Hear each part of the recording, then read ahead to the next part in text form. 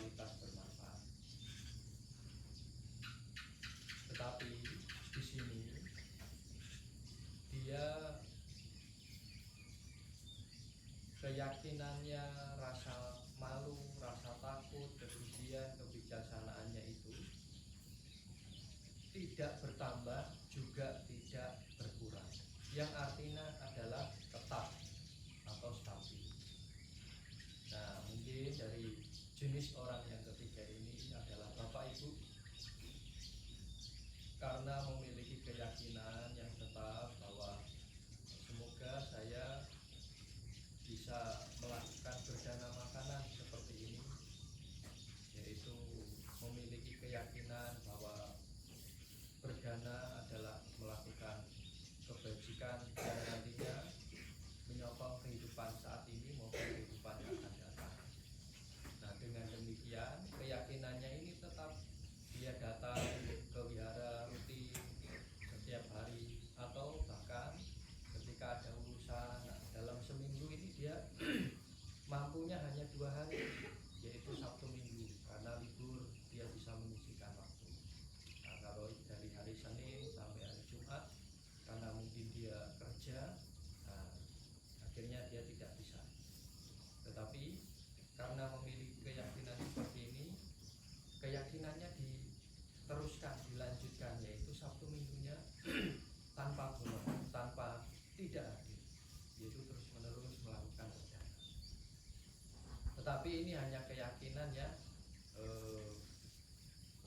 masih ada yang lainnya, yaitu rasa malu, rasa takut, kegigihan, dan kebijaksanaan. Jadi Bapak Ibu jangan sampai rasa malu, rasa takut, kegigihan, dan kebijaksanaan Bapak Ibu ini goyah, seperti halnya perumpamaan yang kedua yang tadi, yaitu dia sudah muncul ke atas kemudian ke bawah, yang artinya keyakinannya itu terus menerus berkurang. Yang awalnya setiap hari ke sini melakukan kebajikan, kemudian seminggu sekali, terus setelah seminggu sekali, seminggu tidak datang, sebulan sekali, nah, terus berkurang keyakinannya. Nah, sehingga karena keyakinan berkurang, rasa malu, rasa takut, kegigihan ini dalam arti melatih hal-hal yang bermanfaat. Nah, kegigihan ini adalah semangat.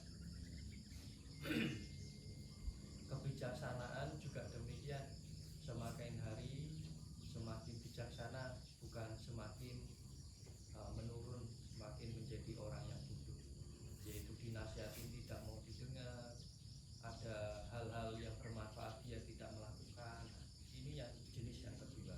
Dan jenis yang ketiga ini kebijaksanaannya stabil, rasa malunya, rasa takutnya, kegigihannya, keyakinannya stabil.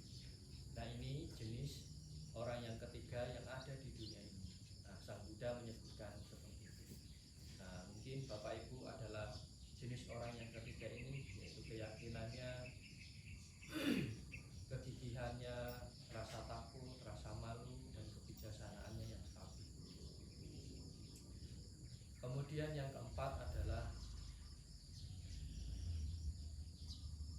orang ini naik ke permukaan, kemudian melihat dengan jelas, dan dia melihat sekelilingnya. Apa yang dimaksudkan? Di sini seseorang mengetahui bahwa, berpikir bahwa keyakinan, rasa malu, rasa takut, kegigihan, kebijaksanaan adalah baik dalam melatih kualitas-kualitas bermanfaat. Kemudian di sini orang yang keempat ini adalah orang yang semakin maju, semakin bertambah dalam keyakinannya, dalam rasa malunya, rasa takutnya, kegigihannya, dan kebijaksanaannya. Belum itu juga dia tadi kan dikatakan melihat dengan jelas ya, yang artinya adalah dia telah mematahkan 3 belenggu, yaitu sebagai orang yang pemasuk arus. Pemasuk arus ini adalah orang yang mencapai kesucian sotapana. Nah, sotapana 3 belenggu apa saja yang dipatahkan? Ada yang ingat? Sakaya titi, pandangan salah mengenai diri. Nah, atak, bahwa tubuh ini atau bagian tubuh kita ini ada yang namanya roh atau atak atau atman yang nanti bisa berpindah-pindah ke sana kemari, atau ketika meninggal roh kita keluar. Nah, ini pandangan yang salah. Makanya disebutkan di dalam kita, kalau seumpama tubuh kita ini, perasaan kita ini memiliki yang namanya atak, berarti perasaan kita semestinya bisa mengatur mana yang baik, mana yang buruk. Dia tidak memiliki perasaan itu. Seumpama ketika bapak ibu dihujat, difitnah, dimaki-maki sama orang, perasaannya bagaimana? Kecewa, kesel, marah, bener ya? Nah, kalau seumpama ada diri, ada atma, ada roh di sini, nah semestinya bapak ibu tidak merasakan itu. Bapak ibu bisa menyaring perasaan itu karena di sini ada diri, bener ya? Tetapi Sang Buddha sebutkan bahwa perasaan tidak ada roh, tidak ada atman, tidak ada diri. Nah, kemudian panca indera yang lainnya sama seperti itu sudah. Kemudian yang kedua adalah wicikica. Nah, wicikica ini adalah keraguan-raguan. Apa keraguan-raguan yang dimaksudkan ini? Yaitu ragu-ragu terhadap Buddha. Buddha ini sudah mencapai kesucian atau belum ya? Kan saya belum pernah melihat Sang Buddha. Nah, kemudian ragu-ragu terhadap Dhamma. Dhamma ini benar enggak ya kalau saya latih ini dan lain sebagainya. Yaitu Dhamma ini seperti halnya seperti ini. Nah, memiliki keyakinan terhadap Dhamma ada tidak? Yaitu bahwa karena mengetahui ini adalah Dhamma, ketika seseorang melakukan berdana menghasilkan kebajikan. Karena menghasilkan kebajikan inilah yang nantinya menyokong hidup saya di kehidupan saat ini maupun kehidupan yang akan datang. Nah, kalau seumpama masih ragu-ragu terhadap Dhamma, dia ini seperti halnya orang yang angot-angotan. Nah, kalau bahasa Jawa ini angot-angotan. Kalau bahasa Indonesia-nya apa ya?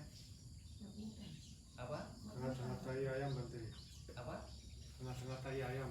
Oh, kata-kata ya. Pokoknya dia ini kalau sedang mau pergi ke wihara, sedang mau melakukan kebajikan, ya dia mau. Tapi kalau dia sedang tidak mau, pokoknya tidak mau, disuruh seperti apapun sama kedua orang tua, bahkan sampai dipukul, dia tidak akan mau karena angot-angotan. Kenapa? Karena dia masih yang namanya rasa wicikicca.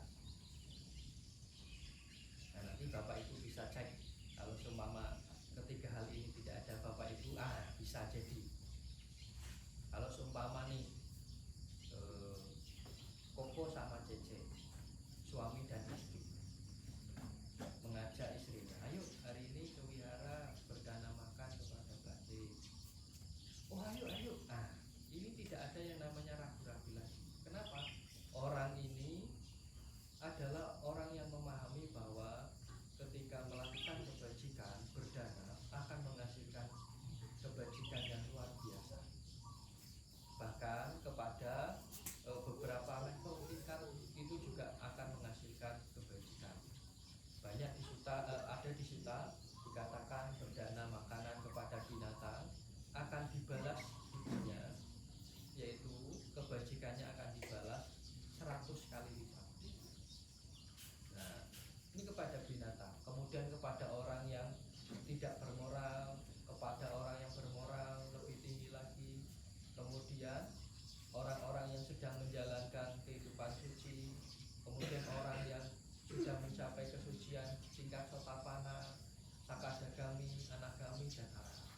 Jadi ada tingkatan. Nah, karena orang ini mengetahui bahwa ada kebajikan di sana, nah, ketika diajak seperti ini dia tidak ragu-ragu lagi. Oh ayo kita ke wihara. Nah ini yang sama. Sangga juga demikian, yaitu ragu-ragu bahwa ada nggak ya sangga yang sudah mencapai kesucian tingkat sotapana, sakadagami, anagami, dan arahat. Kemudian ketika dia punya keraguan-raguan, dia ini malas-malasan, tidak mau bertemu dengan sangga yang sekarang masih hidup, yaitu kami-kami yang menjalankan kehidupan suci. Kemudian karena dia malas-malasan, karena dia memiliki yang namanya wicikicca, keraguan-raguan, maka dalam setiap harinya dia bukannya melatih untuk menanam terus kebajikan, tetapi dia terus-menerus melakukan keburukan. Nah, ini wicikicca. Sakaya didi, pandangan salah mengenai atas. Kemudian wicikicca, yang ketiga adalah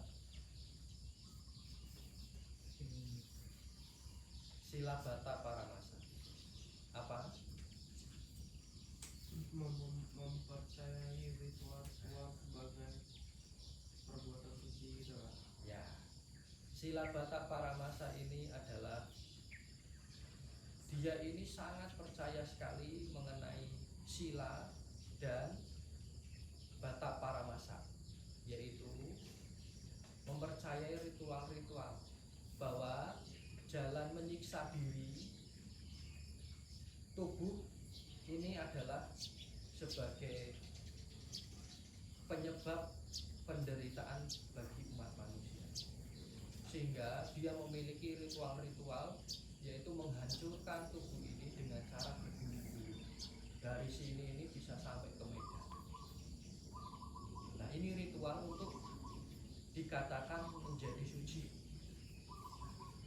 Nah ini ritual atau pandangan salah, pandangan keliru, atau kebiasaan yang salah, yang